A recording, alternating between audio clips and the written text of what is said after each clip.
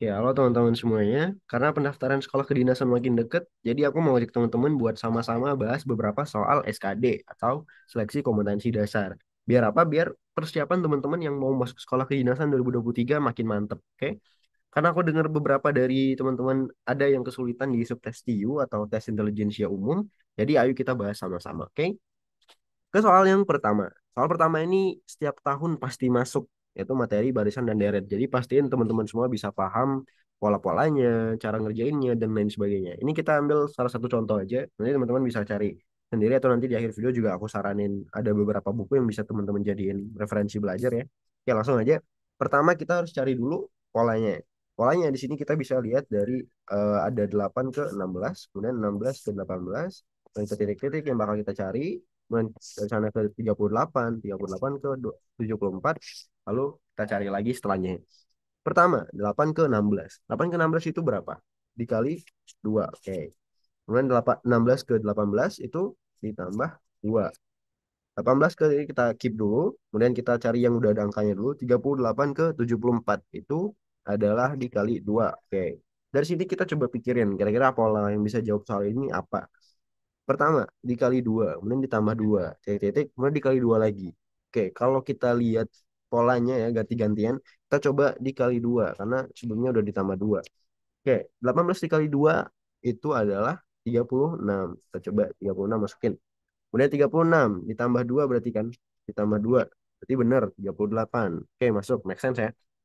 Selanjutnya dari 74. Ini kan habis dikali 2 tuh, berarti kita coba ini ditambah 2. 74 ditambah 2 adalah 76.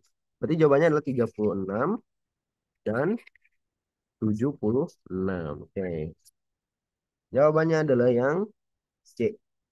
Next ke soal kedua. Ini paham ya? Kita masuk ke soal yang kedua. Ini soalnya harusnya cukup mudah juga ya.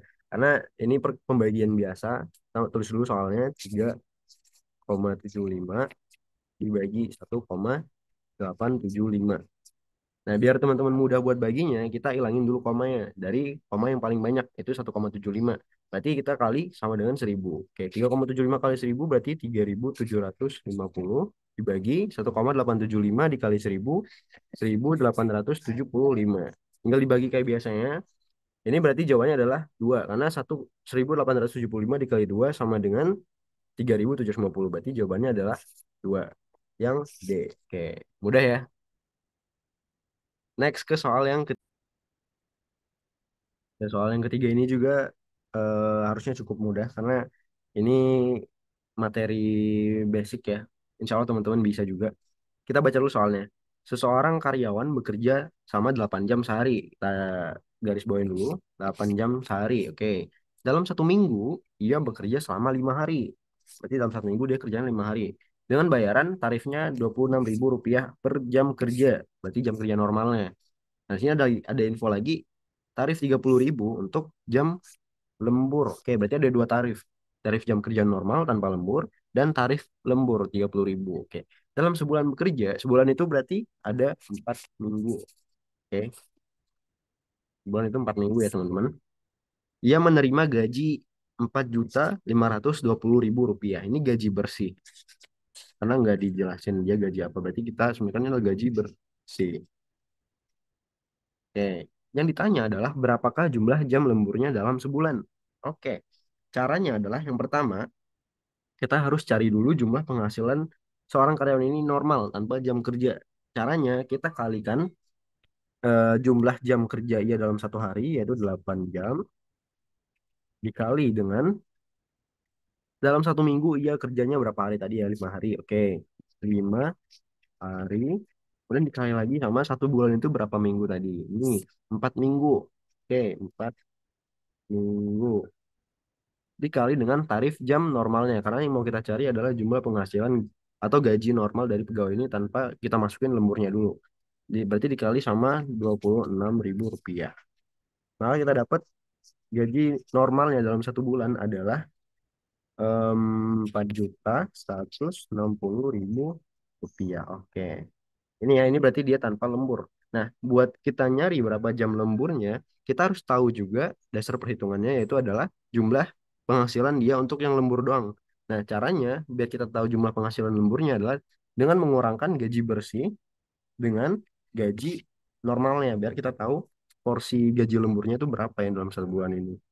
Oke, berarti langsung aja 4.520.000 dikurang dengan 4.160.000. Dapatlah 360.000 kurang nol, oke. 360.000 rupiah.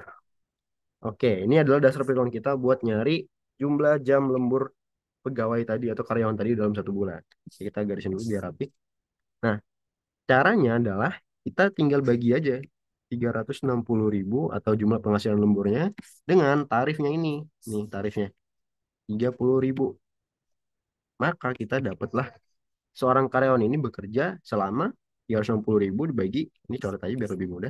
360 dibagi 30. Contoh ini adalah 12 jam. Nah, berarti seorang karyawan ini dia selama 1 bulan itu kerja lembur itu 12 jam. Oke. Nah, jawabannya adalah berarti yang kayak gitu ya teman-teman. Semoga paham ya. Oke teman-teman, itu tadi beberapa soal-soal yang sering muncul di tes-tes SKD tahun sebelumnya. Semoga juga keluar di tahun-tahun ini biar teman-teman bisa lebih siap dan matang buat ngadepin tes-tes SKD. Oh ya teman-teman, ini aku ada nyaranin buat kalian yang berminat ikut bimbingan belajar atau bimbel persiapan sekolah kedinasan. Langsung aja kontak ke nomornya atau juga bisa buka websitenya www.bimbelkedinasan.com. Insya Allah ini juga bisa bantu teman-teman biar lebih matang persiapannya. Tapi pada akhirnya juga tetap bergantung di niat dan juga usaha teman-teman kalau memang benar-benar pengen lolos di sekolah kedinasan.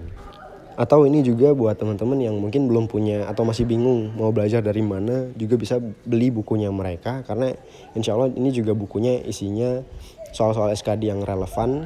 Jadi nggak sembarangan soal ya, teman-teman bisa belajar dari antara 2 buku ini. Langsung aja dibeli, oke? Semangat pejuang kedinasan 2023.